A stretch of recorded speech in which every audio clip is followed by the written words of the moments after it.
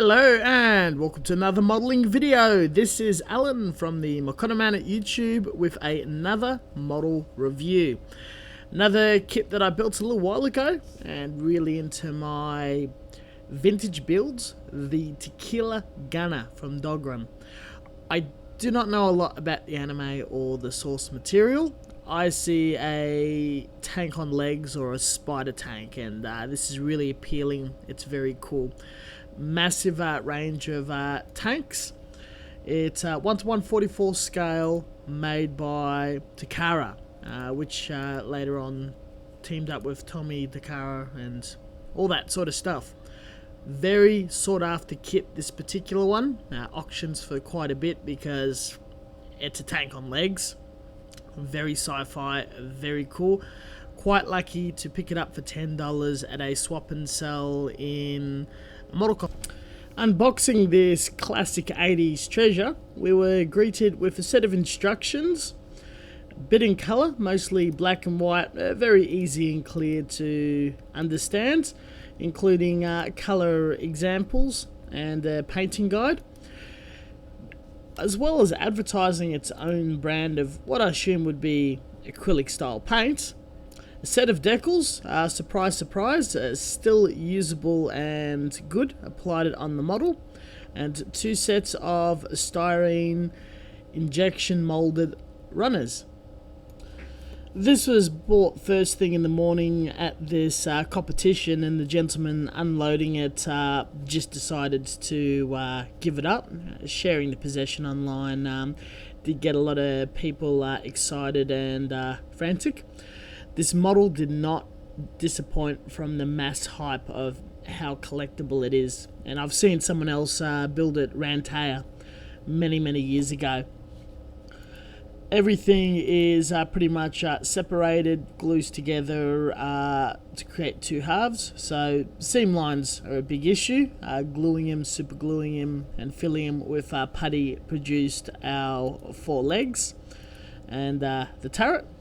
The rest of the tank slotted together very easily, very quickly. We had about 3 layers, a hull, an observation post, and the turret on top. Many of the parts more or less snaps together. Some of the aerials and antennas can get a tad thick, and last it slots on either side these massive observation command platforms with what appears to be hand railings, but I can't be sure. Maybe it carries cargo because it's just far too big for people to be on them. Maybe small robots or something. The detail is quite sparse, heavily engraved or raised, quite iconic of the time. Very appealing. The proportions is just super cool. Again, the seam lines were a bit hard to get around. That was only on the legs. Pretty easy to fix. The rest of it is just absolutely cool and definitely worthwhile getting. I did unearth a diorama base from an old Matchbox kit, and it was slightly textured and modified to take this walking beast on top of it. A little bit of putty and texturing was applied in that process. All the parts were simply added to skewers, primed in Tamiya grey primer, not a big deal. The base was first painted in many different tones of browns and sand colours, neatened up with a bit of a sludge wash and some very fine yellowed static grass applied across it. The kit itself had multiple blendings of different browns, sands, greys, greens to get that sort of very weathered olive effect or khaki look, very similar to the box art.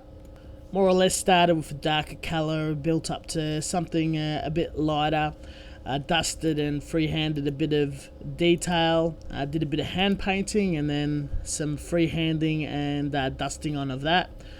Painted the windows, darkened some areas with black, the end of the barrel, tad of weathering.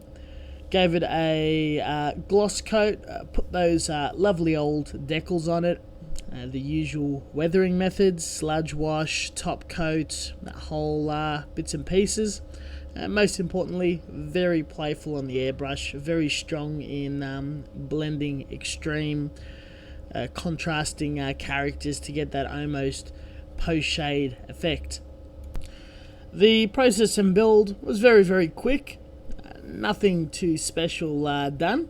Really glad with the choice of colours and the style that I attacked it playfully. We did pull out with an 80s looking finish, even though there is a few modern touches. Could not be more happy with how I've finished it. It's definitely a crown jewel among my older kits and builds. Very happy to get my hands on it. Not quite a holy grail, but something that I've been eyeing off and always wanted for many years after seeing Rant build one at one of our much older workshops. Now, evidently, even though I did get it in late 2016, these sort of kits are possible to find. You just got to constantly keep an eye out, keep looking. I've probably been without this for 7-8 years since I knew it more or less existed, and even in return Rant was a bit jealous and he wouldn't mind having a second crack at another one. Have a look on eBay, have a look at Mandarake. If you're very desperate, prepare to slosh some cash at it. If not, cheaper versions are definitely available. And that's just how it goes with the fun of hunting the kit, and then the harder challenge, deboxing it and building it. I hope sharing it and showing the process from start to finish helps those who may not be able to get a glimpse and idea of the process, how fun, how cool this kit is. And I'm just very happy to have documented and shared the experience. Thank you very much for watching. As always, until next time, stay tuned for more content. Posting twice a week. Have a look at Facebook. There's almost content there a few times a week. Whatever I'm doing, sharing, resources and whatnot. And we'll see you guys later. If you have any questions, leave a comment. Always happy to help out. Catch you guys next time.